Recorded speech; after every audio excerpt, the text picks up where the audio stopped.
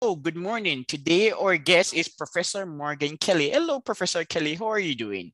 Oh, I'm great, Lipton. So, welcome to sunny Dublin. Yes, Okay. I'm quite jolly myself because I just love your research. You and your co-authors wrote a paper titled Precocious Albion, a new interpretation of the British Industrial Revolution. And in this paper, you aim to refute some popular conceptions. And we're going to discuss these conceptions throughout the interview. But first, Morgan, the Industrial Revolution. Yes, it is important, but why Britain? This is a compelling question. I've literally read scores of paper aiming to answer the question. Why Britain? Okay, you want me to give the complete answer, No, right? no, you don't I'm have to give a glad you, complete answer. It's a yeah, difficult I'm question. glad you started with an easy question. As you know, it's a vast topic, and I think to understand what we're talking about, I think you need to understand how the whole literature evolves through time.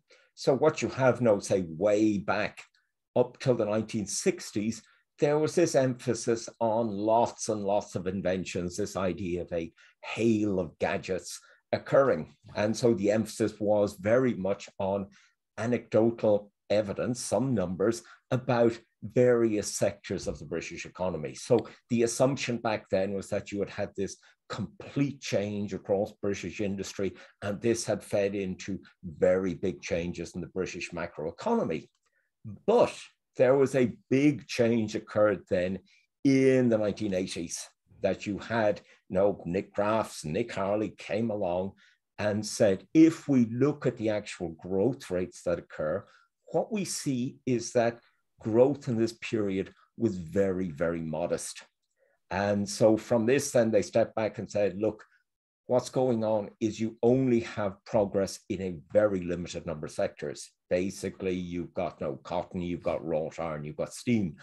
And these start out then as very small parts of the British economy. So their impact then is very, very limited macroeconomically. So as far as they're concerned then is that the Industrial Revolution is not very revolutionary. And so at the time, there was some pushback, like you would have, say, Peter Temmin, for example, saying, look, if you look at British exports, what you find is that the Brits were not only running surpluses in cotton, but in every manufactured good. So he sort of summed it up very succinctly. He said, okay, look, Britain was not the cotton mill of the world, it was the workshop of the world. But this didn't have very much impact. So what you had then is the sort of development of Crafts and Harley, which is probably the most influential interpretation right now, is due to Bob Allen. And so what Bob said is, look, there's factor substitution, that you have that England had high wages, it had cheap energy in the form of coal. So this meant then that Britain had an incentive to substitute energy for labor. And so this is his story. And so we have found this a bit unconvincing for a bunch of reasons. That the big thing for us is, I suppose, in a sense, we are going back to the very old-fashioned stuff. We are going back to the 1970s. And so a lot of this stuff is obviously antiquarianism. These guys had no analysis, but these guys knew about technology. They knew about individual sectors. And what we have discovered as we've gone along is that there is more and more interesting stuff with them. So basically what we have found now is you have very widespread innovation across the British economy. Like, you're not only talking about no cotton, wrought iron, coal, but you're also talking about areas like watchmaking, you're talking about safety at sea, you're talking about gas lighting. And one massively important sector that hasn't received any attention is machine tools. Say, this is very, very misunderstood, but I think that's maybe something we'll come on to in a minute.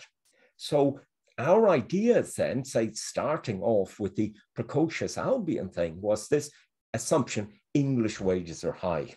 So what Bob is saying is, okay, you have wage rates are about 80% higher in England than in France. And so this then gave this huge incentive to adopt this simple machine, the spinning jenny, in order to spin cotton. But what Cormac realized first then is English labor, sure, wages were high, but English productivity was also very, very high. So what you have now in the late 18th century, these guys get really into measuring stuff. And so one thing they started to measure then was the productivity of farm workers in all sorts of activities.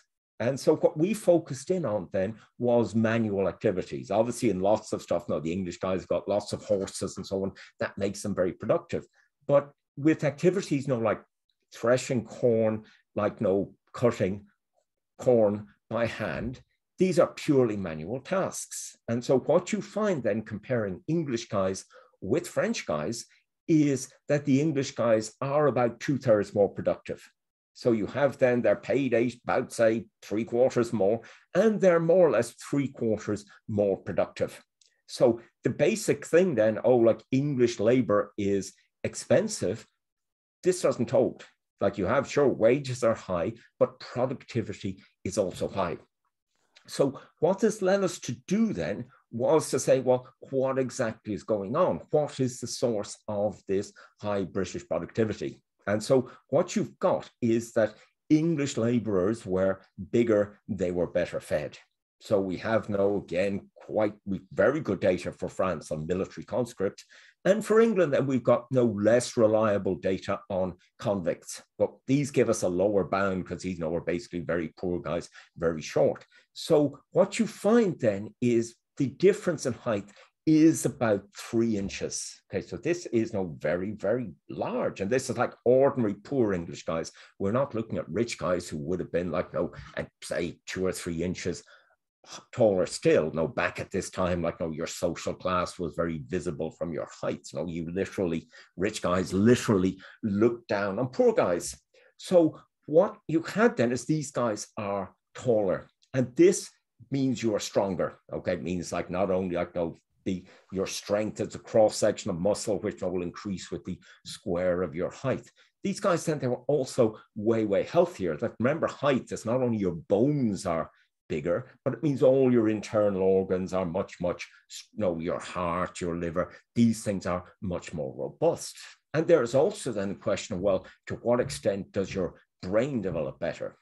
There is a sort of a literature in development saying that malnutrition, stunting, will be associated with poorer cognitive development. And naturally, iodine deficiency is very well known, but it also seems then that iron anemia is again a very big deal, associated with a low protein diet. And so the English then seem to have had a lot more calories in their diet, and also then less reliant on a purely sort of grain-based diet. They had milk, they had small amounts of meat if they were lucky, but then especially in the north of England, say you have a very milk-based diet up there. So this was where we started from then, saying, look, these English guys, they seem to be bigger, stronger, they live a lot longer, about 10 years longer on average. So this was then our first pass at looking at the Industrial Revolution. Well, saying this story then that English wages were high,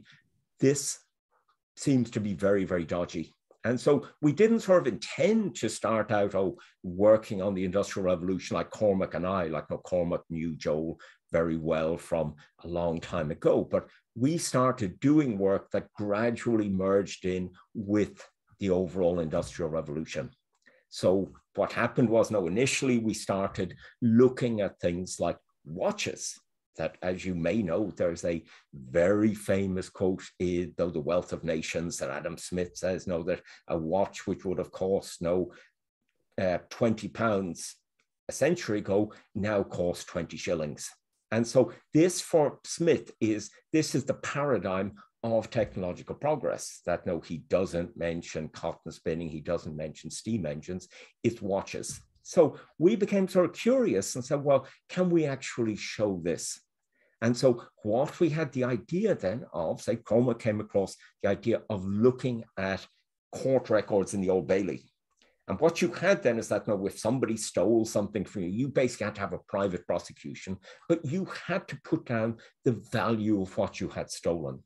So what you had then is, we find that in this period, there's this exponential decline in watch prices, that they go, say, from basically, they're about 2/3 fall in watch prices from about 1710 to about 1810. And again, what's really interesting about this is there are no great inventors involved in this. This is purely increasing division of labor, increasingly specialized tools for cutting all the parts of watches. So this then is a very, very different view of the Industrial Revolution. What you can see is that you have these very skilled artisans developing more and more elaborate tools and driving down prices. So this was our starting point then. And so this then leads into the story of the Industrial Revolution that we have in the latest paper, The Mechanics of the Industrial Revolution. And so what we realize is that when you look at the early textile industry in Lancashire, what you find is that there is actually a big demand for watchmakers. And so the center of the British watchmaking industry was in Lancashire. So what you had is that in order to build this early textile machinery, these guys relied on watchmakers and on clockmakers. And so you have then advertisements from contemporary newspapers saying, we want these guys, if you're a watchmaker, a clockmaker.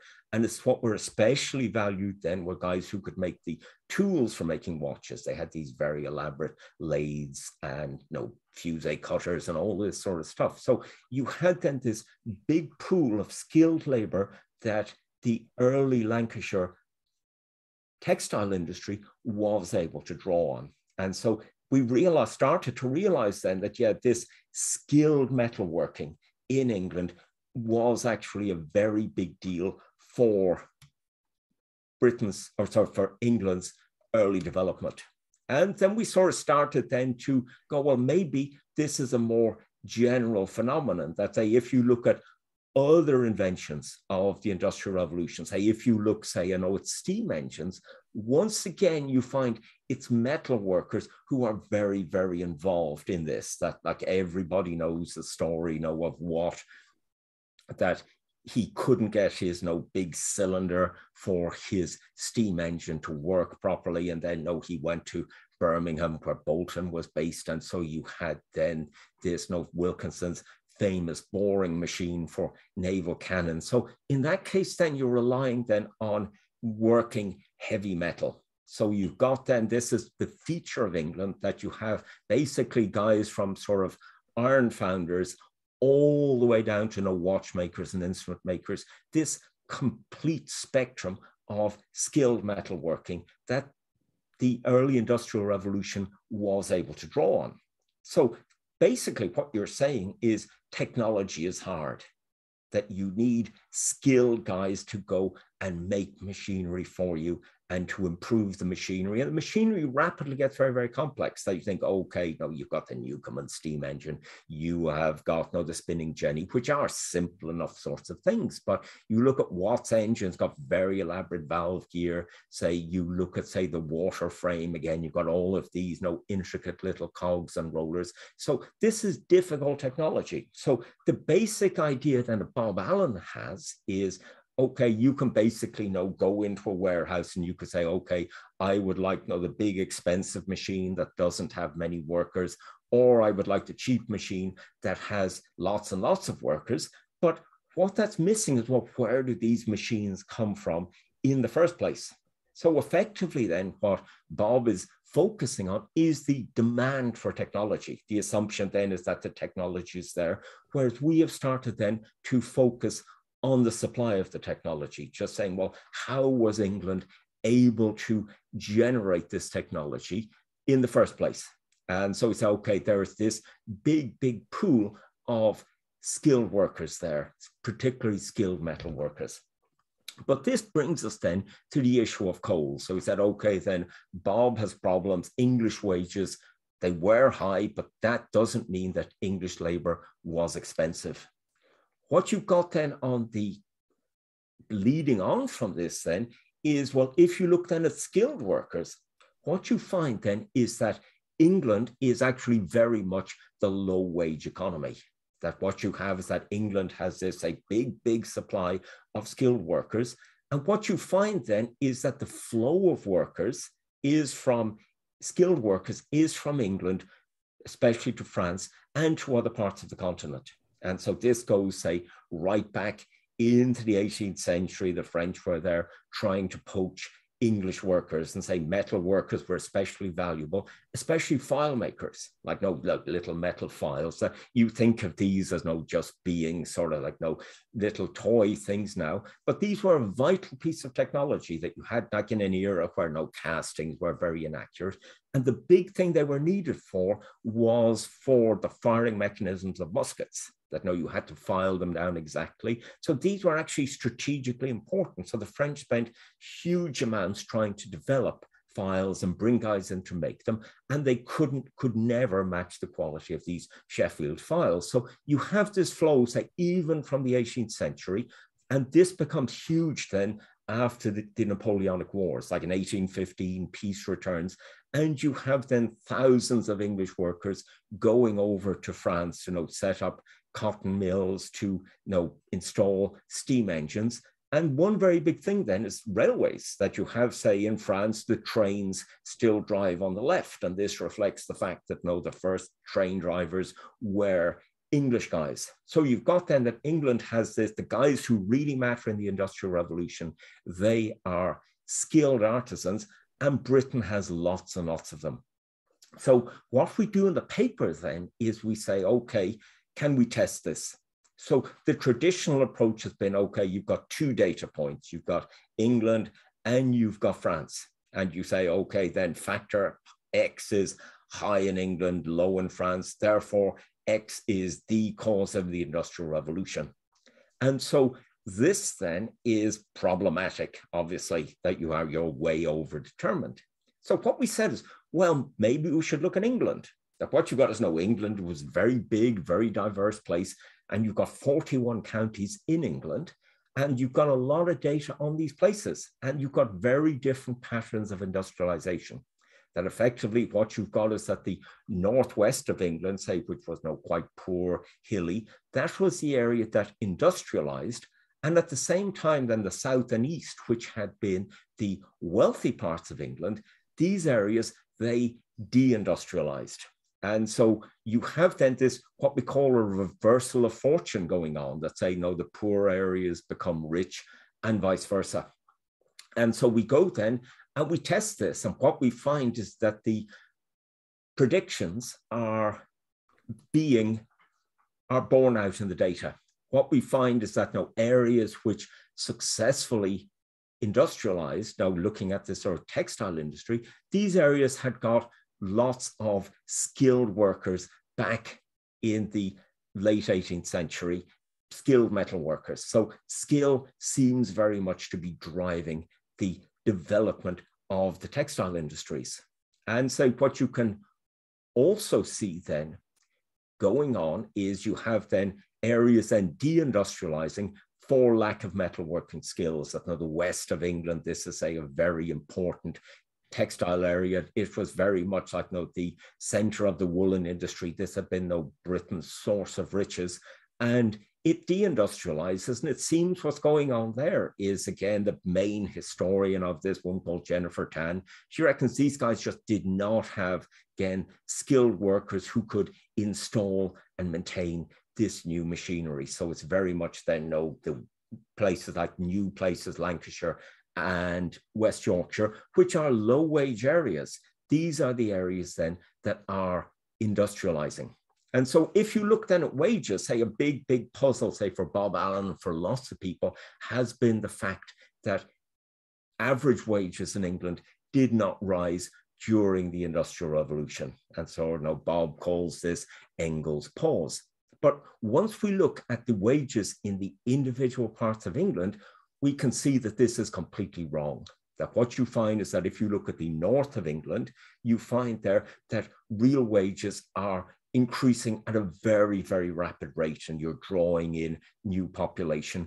In the southeast of England, these are what had been very rich areas around London, agricultural regions, you have their real wages collapse in this period, new static population. So if you look overall, sure, the average is fixed, but you have got this huge rise in these industrializing areas. So as you would expect, then industrialization is actually driving up the living standards of ordinary workers.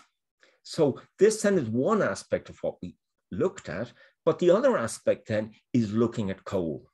So again, for Bob Allen, and then also then for, say, Tony Wrigley, there's this idea that Britain got rich because of coal, that you had all of this coal there. It was this cheap source of energy. And so for, say, Wrigley, it's this idea that you have this transition from an organic energy sources basically wood, and to inorganic mineral energy like coal.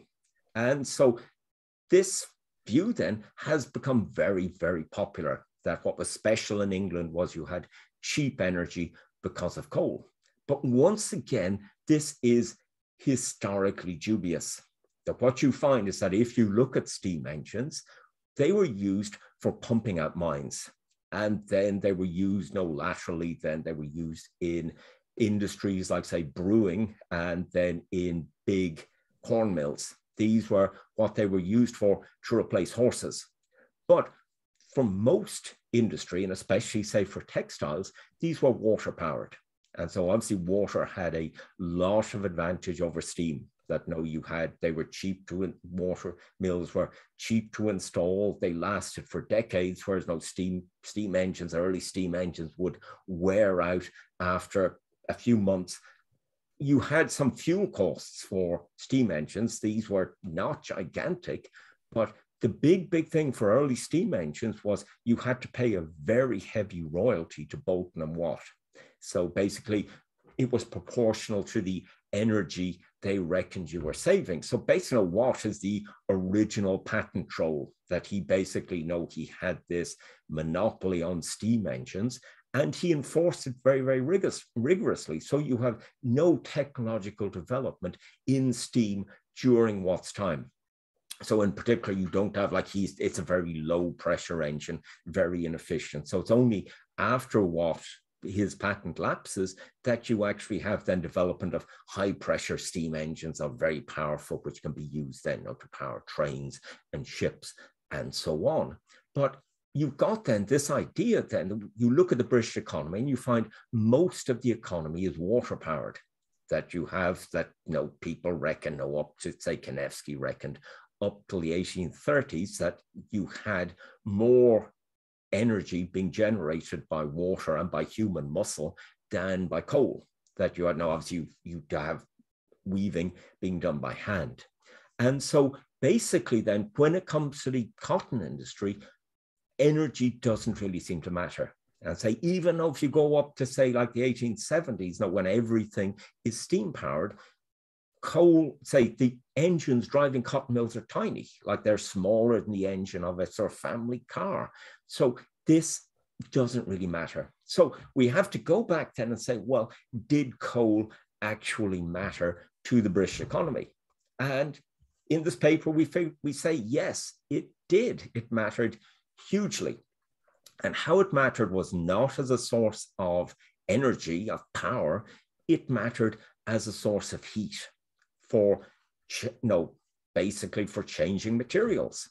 And so what you've got in England then is this growing skill in using coal as a source of heat. So right back in the Middle Ages, they'd use coal for boiling water, for making beer. Big thing, they'd use it in forges for working iron in forges. Because I can remember, you couldn't use coal to smelt the iron, but once you had bars of iron, you could work them in a forge using coal. But the really, really big invention, what the most important invention you've never heard of, like many other inventions, this is what's called the Reverberatory Furnace. So this originates in Germany in the 16th century. And so the big problem with using coal as a fuel source naturally is there's smoke, there's pollution, there's sulfur, there's phosphorus, all of these things. And so what the reverberatory furnace lets you do is it allows you to use coal as a clean source of heat. And so reverberatory means it's reflecting the heat. So you have a fire then, and away from what you're heating. And what you're doing is you're heating up the roof of the furnace, you have the gas on top. So the heat is being reflected down. And so what you have then is this increasing skill in using these furnaces. So you're starting off with things like it's used for brass making early on. It's used then for glass making. All the stuff is in pots. By the late 18th century or the mid 18th century, it's been used for making steel. So this is no famous Huntsman steel process that what you have is you have pots and you have charcoal in them, and you then are putting in iron into these things, and high carbon, low carbon together, and you are making iron. It's steel. It's expensive still, but it's way cheaper than what anyone else has got. And it's very important then for, say, making files and razors, things like that. But what you have then is that the last application of reverberatory furnaces is actually wrought iron. So the whole idea of puddling iron, where you move it around and you get rid of the carbon in the air, that is actually using a reverberatory furnace. So you have then this skill growing through time in using furnaces, that you're applying them to more and more demanding processes. And so you actually have then the guy Cort who comes up with this puddling and rolling. He patents it, and then he has his patent taken away. That view is, oh, look, this is not original. You are just using existing technology. So this then is very much the story we're telling. That so you have then this for metal industries, you have this growth in furnace skills. So across the British economy, then you have this growth in artisan skill, metalworking, especially in all of these different sectors. And that's something you don't have anywhere else. So Lipton, I've talked for a long time. So terrific explanation. Pardon me? I said a terrific explanation. Oh, okay. Yes, you were speaking for 26 minutes. And I said, wow, he is just so awesome. But for evidentiary reasons, I'm going to cite historical accounts to support your point in relation to British labor. As Arthur Young commented on the low cost of French labor, labor is generally, in reality, the cheapest where it is nominally the dearest. The quality of the work, the skill and dexterity of performance come largely into account. In 1824, Thomas Malthus, testifying before a parliamentary committee, made the same point. Generally, my opinion is that the efficiency of labor in France is less than in England, and that this is one of the principal causes why the money price of labor is lower in France than in England. So this is just for evidentiary purposes. Now I'm going to ask another question. Why was the labor training system in Britain so effective and efficient? Okay, so this is very much coming down to the apprenticeship system. So naturally at this time, no skills were being passed on largely through boys becoming apprentices. And so what you had then is that, I think really for reasons that are not terribly well understood, you had a quite loose apprenticeship system in England from a very, very early time. So in the 16th century, they had passed this sort of notorious statute where everybody had to be 7 years as an apprentice. But this didn't seem to have been enforced very, very heavily. So you had this open system. I say Joe would view it very much as a sort of a contract between parents and masters, so that it's very much private contracts and that people can leave before their time is up. And so the contrast that people make, which I think is maybe sometimes a bit overstated, is with France and other parts of Europe, where you still had these very powerful guilds. And so in these guilds, then they enforce apprenticeship very, very rigorously. That I say a big thing in France is that guilds had a heavy tax liability. So to the state. So it meant that everybody had to be a member of a guild, and entry was very tightly restricted into these things. So you had, say, in a lot of industries, you had a situation where a master could only take on a single apprentice at a time. So apart from his own sons. So this then meant like no matter how successful you were in a life, in your career of say 20, 30 years, you would train 3 or 4 apprentices. And so this then is in big contrast to England, where you could basically have a factory and be taking in new skilled people constantly. So you find that, say, the sort of stuff that interests us and sort of in instrument making, you have, say, Ramsden, who is this great English instrument maker, like making precision instruments for scientists all over Europe. He has effectively a factory that he has people coming in, and these guys are getting trained, and they go off then and set up their own operations. And I suppose the most famous of these things then is Maudsley, who is this father of machine tools, and that's something we should talk about in a bit. But basically all of the famous machine tool builders had been through his workshop. And again, there was no formal apprenticeship in this case. They just went and worked for him and learned, and then they went and hung up their own shingles. So it's a very, very loose, very adaptable system that as new sectors come along, you can have people moving into them. So in France, by contrast, you have then turf wars between guilds, to keep people. Then people who aren't in the guilds, they go along, they have their stuff confiscated, their materials taken, any goods they have finished, all getting smashed up. So it's a very, very different environment. But at the same time, you have, like a lot of France, then guilds are looser, that if you go out into the suburbs of Paris, you don't have guilds operating there. So for lower value things, it's actually quite free. But I think in general, it is just this overall flexibility of the English economy, just that you can just form private contracts with masters, like, which, as Joel has very much emphasized, this is very, very important, because you need to remember, one thing that people traditionally emphasize is literacy. This is sort of identified with human capital. And if you look at England, then literacy does not seem to have been especially high. That, say, it'd probably be the same as sort of northern France, and say considerably lower, say, than Scotland. But this is rather a naive way of looking at things. That what you need to remember in this period is that literacy is endogenous. This is before you've got no public schools. You have to pay to have your child educated.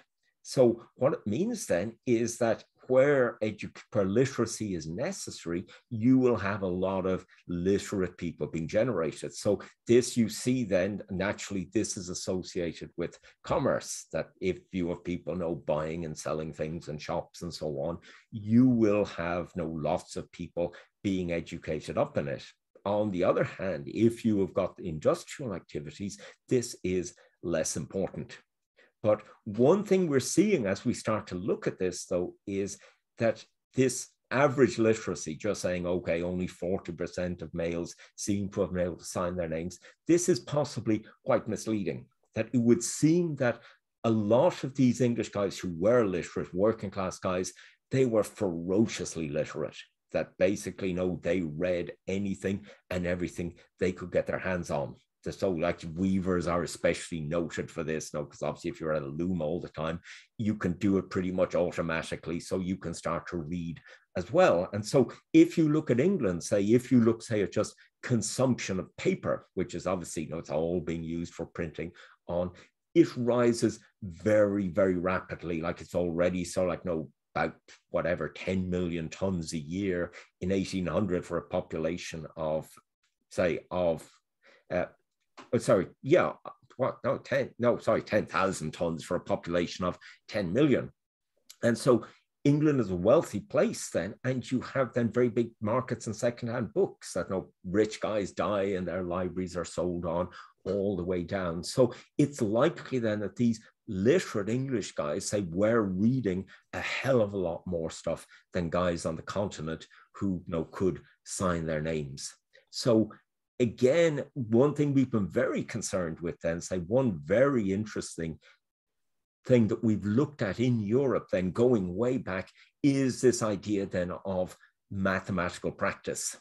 And so this is the idea then of teaching people practical mathematics. And so this seems to have been then very, very important in England. So if you put literacy aside and say, look at numeracy, you find that England is a very, very numerate society for practical activities. So you have then, say, right across Europe in the 16th century, you had a sudden, very big increase in demand for numerate people. That you had strong states coming along. They wanted especially navigators, they wanted gunners, they wanted surveyors. In the private sector, then people wanted bookkeepers. So there's this very big demand for literacy.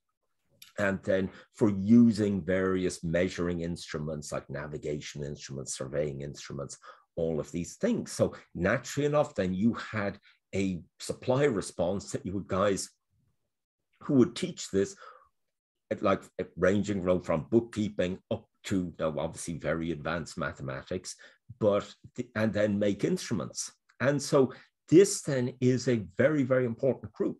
That if you think about it, like if you were, say, a very mathematical guy back in the 16th century, there was very little university demand for mathematics. So what you find then is like, say, guys like Galileo especially, he made his living basically teaching mathematics and to various rich guys, and then teaching fortifications. And so he had his own, what he called a military compass, a measuring tool. And so that's how all of these guys made a living. And say, if you look then, say, Stevin, another very, very important scientist, he was as well as writing on the mathematics, on navigation, on bookkeeping, then he's the quartermaster general of the Dutch army. So all of these guys, so you've got this huge range of guys, going from what we think of scientists like Galileo, right down to guys, teaching, basically addition and subtraction, all of this then across Europe. And so this becomes a very important thing then for diffusing useful knowledge. So you find then, say, in the 17th century, you have, say, logarithms are invented, and they are immediately then popularized. And then just base 10, you have tables of logs are come up with. And then you have guy Gunther, these teaching this famous Gresham College. He comes up then with a basic slide rule.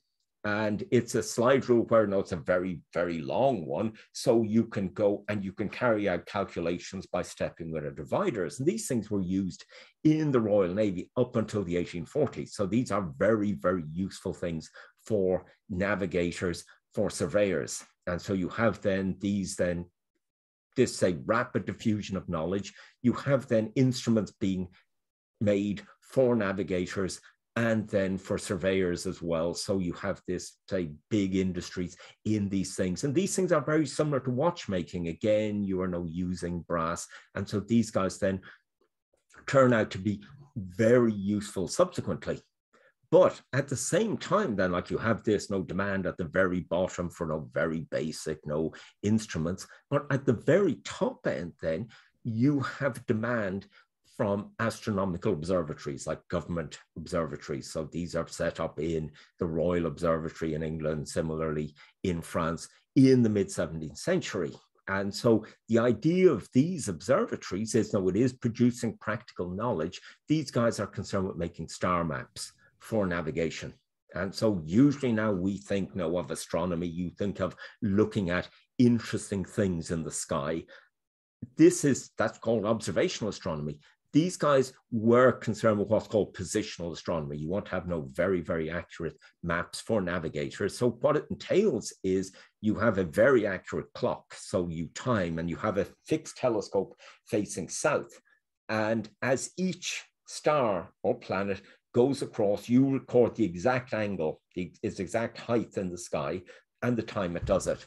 And so this means then that you had this tremendous increase in the accuracy of scale cutting and of clocks. And so you have basically, say we have a paper on this coming out in Journal of Economic History on practical mathematics. You have a sort of 100,000-fold improvement between time of Copernicus and the early 19th century in the accuracy of these scales and in the accuracy of timekeeping.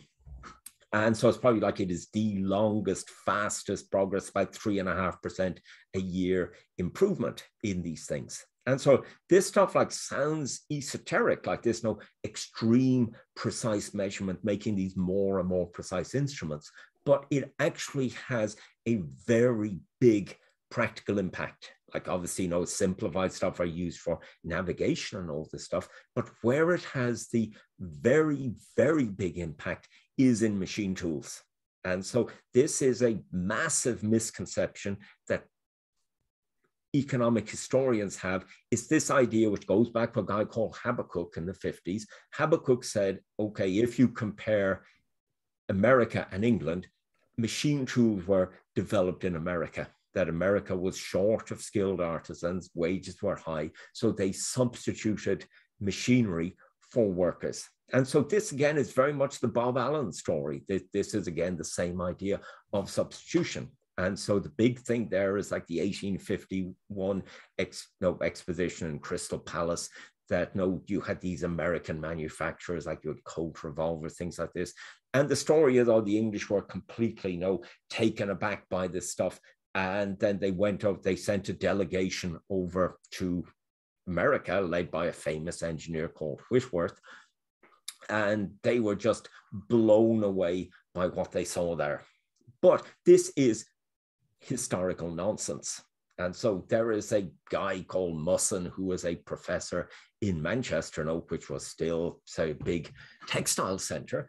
And he wrote an article that is almost never cited, showing that, looking at where exactly were these machine tools developed. And what you find is that, sure enough, like the American tools, these were for things like making furniture, making guns. These were very light consumer goods. And so when Whitworth and these guys went over, they said, oh yeah, these are like very impressive in their own way, but these are very much like the machine tools we had 20 or 30 years ago. These are very flimsy. They are not up to the quality of our tools. And so what you find, that when you look at the history, you find that all of these, what we think of as machine tools, big tools for cutting and shaping metal, gear cutters, lathes, these were all developed in England in the 1820s and largely in Manchester. And that is not an accident. That if you step back and think of your picture of a Victorian cotton mill, you've got all of these rows and rows of power looms and of spinning machines. And you think of it, these things are made out of cast iron and they're made out of wood. These things wear out in absolutely no time. So by 1830, you've got 150,000 power looms in England. That increases 300,000 a decade later. And there's no way that all of these English skilled artisans, no matter how many you had of them, could have made parts for these, okay? What you had instead was you had industries then coming up with these new metal cutting tools. And the most important guy, the greatest sort of engineer of the early 19th century, is a guy called Roberts. Again, he started with this famous Maudslay, but he's the guy who invents the first viable power loom. He invents the self-acting mule, which is used in the sort of Manchester cotton industry right up till its demise in the 1960s. But he also then has machine tools. His big one is what's called a planing machine. And this sounds like very simple. No, you just go and you can you can go and plane a piece of metal. But this is a huge deal that if you think, say, of your pictures of early Watt steam engines, the big beam on it is made of wood. Okay. These guys used wood wherever it was possible because it was so expensive to shape iron. Like to make a flat piece of iron, you had to have a guy with a cold chisel and a hammer, and it would cost about 12 shillings a square foot.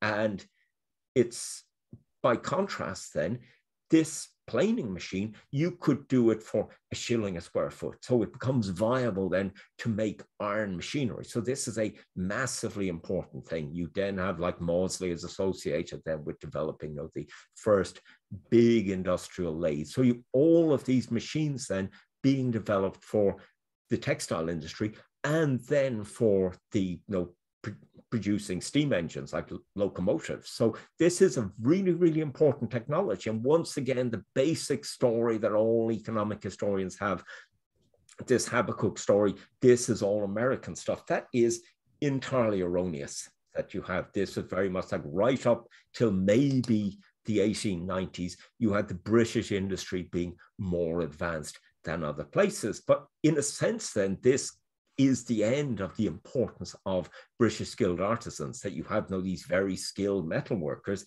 and you're suddenly in a position then where these guys can be replaced with machinery. And this is done quite consciously. There is this feeling that these metal workers, these engineering workers, as they start to be called, these guys, they're paid too much, they're too truculent, they're always going on strike. So you actually have a deliberate lockout by the engineering employers in Manchester, and they break this union like 1852.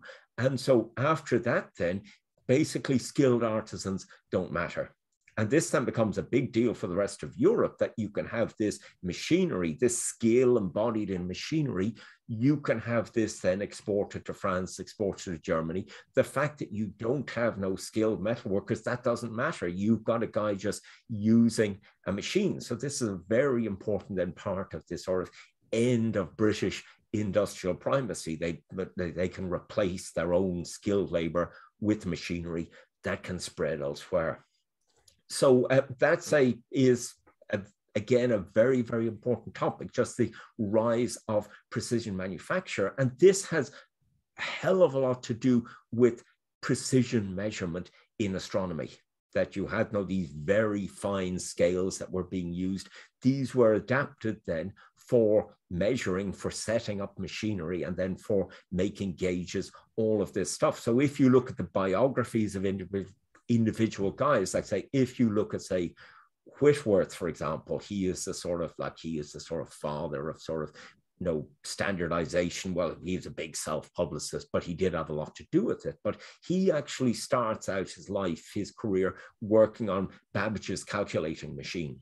And so it had all these brass gears, so he was employed in making this. And so interestingly enough, you see this need for log tables. This was what it was designed for, that Babbage's pastime was reading log tables and finding errors in them as an undergraduate. So, but he comes up with this then trying to make accurate tables. And so this is where this calculating machine comes in. But then you have then Whitworth going from this, setting up then his own business in Manchester. And he says, when he got there, the workers were like 1/16 of an inch was an amazing tolerance. And then by the 1850s, he's able to measure down to 1/millionth of an inch. And so he's using this then for making gauges for metal workers. All right. So Morgan, you are so brilliant. My God. It's a mystery that I'm still keeping up. So we're about to wrap up, but before we do so, I have two important questions. Yeah. And please be brief. During the period of the Industrial Revolution, was economic growth revolutionary? And secondly, how important was the poor law as a mechanism to enable innovation? Because in your piece, you also discussed the poor law. Okay. Basically, it is revolutionary. Okay. In this, it's a slow, relentless process. It is slow, but you have to say England in 1830 is a radically different place than it was in 1770. So you do have that, there is this entire transformation of a society going on. Poor law is very important. This is like people talk about English institutions, and obviously North was a big one who pushed this, oh, the glorious revolution and this secured property rights. And once again, this is historic, absolute nonsense. What you had was, oh, you had James II replaced. You did have a parliament which takes on a lot of power, but you have to remember this parliament was controlled by an oligarchy of very, very rich nobles. And these guys know they owned the constituencies. They put their own guys into the constituencies. And then, so this whole civil service, they gave everybody jobs. Like this is known in Britain as old corruption. It's very much like the spoils system in the late 19th century in America. So you only have like North's idea of this bourgeois revolution that only takes place then in the 1830s after no parliamentary reform that middle class can vote in parliament. But before that, say England is this oligarchy. Admittedly, these nobles are different, like no, they're descendants of Roundheads who were poor guys 3 generations earlier. So they develop minerals on their estates. They go and they develop canals, all of this stuff. But this is not a very important institution. One very important thing, as you mentioned, is the poor law. And yes. This is unique to England. And so what you had was in the late 16th century, a law was passed saying that parishes have to fund poor people, that you have a parish rate, and this will be used then for dealing with poverty. And so this is often misunderstood, that people think of it as a sort of an unemployment benefit. It's more a permanent social welfare for people who are basically permanently poor. So you have very old people, and then you have widows or abandoned wives, or families then that have got too many children. This is mostly what it goes on. And what we show is that, well, they spent a lot of money on this. I'd say it was about 1% of their GDP in around, say, 1700. And that would have supported basically about, say, maybe you're talking about 10% of the population, keeping them on half their subsistence.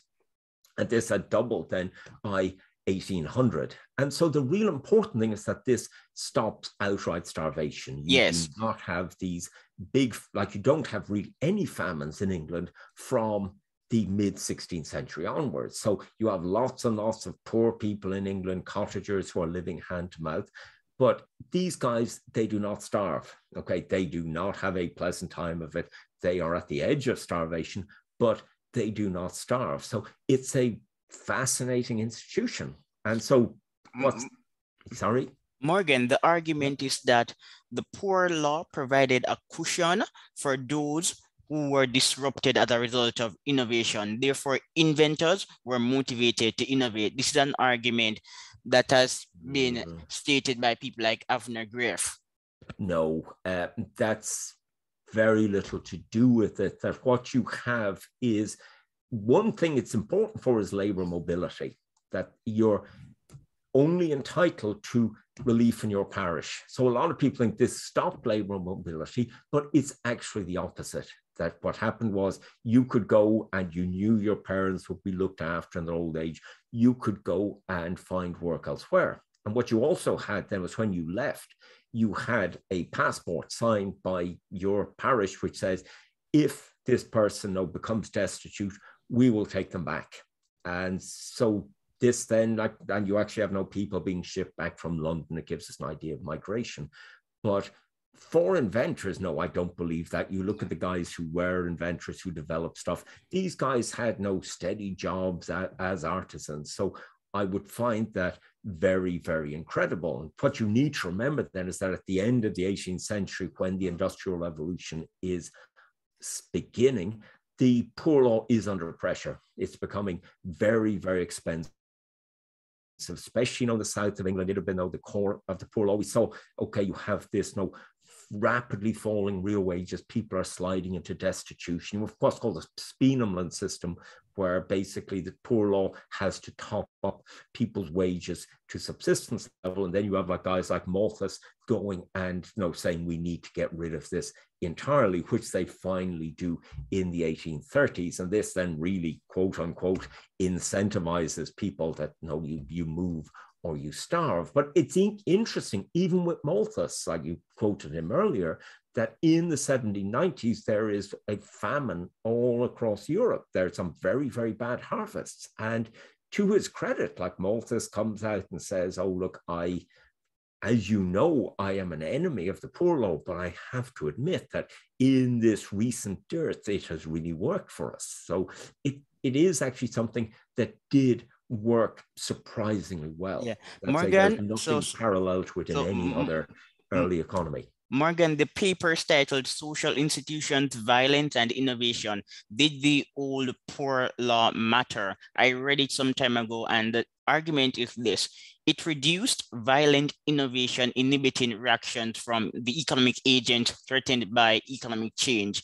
This conclusion is based on an analysis of a panel of poor relief and social unrest data from 39 English counties over the period between 1650 and 1830. No, I'm very suspicious. You're skeptical, all right then. Of these, like especially stuff using geographical data. This has been a big beef of mine with the historical persistence literature. That what you have is neighboring areas are often very similar. So you have these poor areas which are very turbulent and so on, all beside each other. So you basically have no data points in these things. So, and before we wrap up, more economists are pointing out that trust and informal norms also played a role in stimulating commerce in Britain. What's your view? I'm not so sure. Okay. I don't think this place was very different. That I think basically you had the Industrial Revolution driven by hard grasping individuals. That say something we unfortunately didn't get to talk about is the slave trade and the Atlantic economy. Well, before you, Morgan, we're not going to speak for a long time on the slave trade, but I have read the data. I am Caribbean, I'm a Black person, and based on my deep reading of the data, I am overly skeptical of the argument that the slave trade fostered economic growth in Britain. This is not what I've been reading. The slave trade added to capital formation, but even without the slave trade, the economic growth and the Industrial Revolution would have occurred in Britain anyway. What is your position? Oh yeah, of course. Like what you're looking at there is the very old, famous Williams thesis, and that has been supplanted. People realized the profits being made were too small to make much contribution. And also what you had is that capital didn't matter very much. So this is very much in some old Marxist or tradition. Exactly. And even capital matters, whereas the emphasis now is on innovation. Yes. And even the more impressive figures of Barbara Solow do not justify the argument that the Industrial Revolution occurred in Britain because of the slave trade. But as I said earlier, I'm wrapping up. Speaking to you has been a pleasure. You are a genius. Jesus, I think you are exaggerating substantially, Lipton. But anyway, look, it's been a lot of fun for me just to talk about my stuff. Okay, so thanks very much for inviting me. All right, bye. Okay.